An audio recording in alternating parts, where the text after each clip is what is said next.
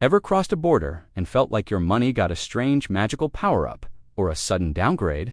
The same bills in your wallet suddenly buy you way more or way less just because you stepped over a line.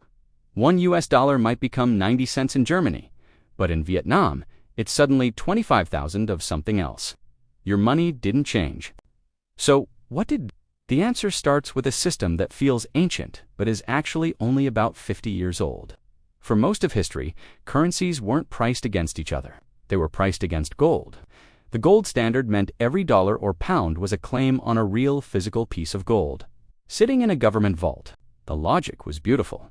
You can't just print more gold, so you can't print unlimited money. This kept governments in check and exchange rates stable. But there was a problem. Gold is finite and economies are not. As the world grew, traded more, and fought wars, being tied to a limited supply of metal became a huge constraint. In 1971, the U.S., whose dollar was the kingpin of the whole system, cut the cord. President Nixon announced on a Sunday night that the dollar was no longer backed by gold. By Monday morning, the entire world of money had changed forever. What replaced gold was something much more abstract: fiat currency. This is money that has value simply because we all agree it does, and a government says so.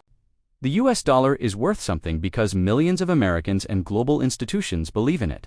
That belief is the entire foundation. There's nothing in a vault behind it. In this new system, a currency's value is set by supply and demand, just like anything else. But it's not simple preference. It's a constant tug-of-war between 5 powerful forces. Force 1 is inflation.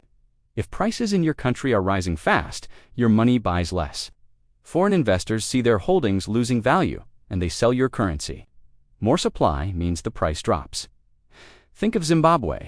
In the 1980s, its dollar was stronger than the US dollar. Then, bad policies and out-of-control money printing led to hyperinflation. Soon, they were printing $100 trillion notes that couldn't even buy a loaf of bread. Force 2 is interest rates. When a central bank raises interest rates, it's like offering a better return on your money. An investor can get 7% on a U.S. bond versus 2% in Japan. To buy that U.S. bond, they first need U.S. dollars. That demand makes the dollar stronger. This is why markets hang on every word from the Federal Reserve. But there's a trade-off. High rates make borrowing expensive at home, which can slow the economy and raise unemployment. Force 3 is foreign investment. When companies build factories or invest in another country, they have to buy the local currency to pay for everything. This creates huge, sustained demand.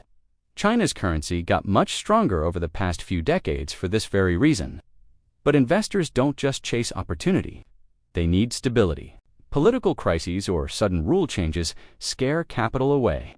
Stability is a key ingredient for a strong currency. Force 4 is trade.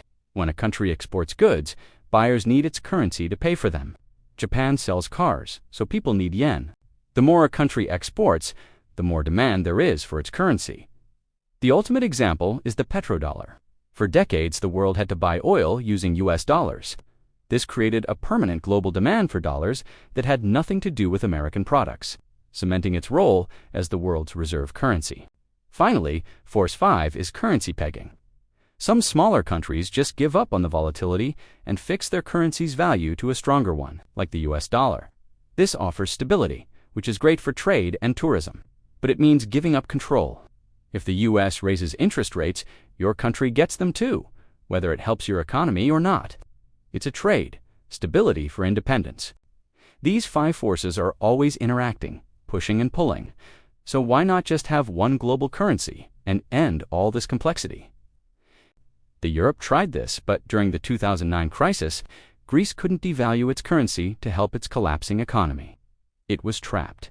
It had to cut wages and spending, causing years of pain. Separate currencies act as shock absorbers for national economies. And here's a final thought. Should every country want the strongest currency possible? Not necessarily. A strong currency makes imports cheap, which is great for consumers, but it makes your country's exports more expensive for everyone else, hurting your own manufacturers.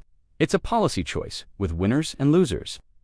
So, that number you see at the currency exchange is live result of a global 24/7 calculation, weighing inflation, interest rates, political risk, and trade.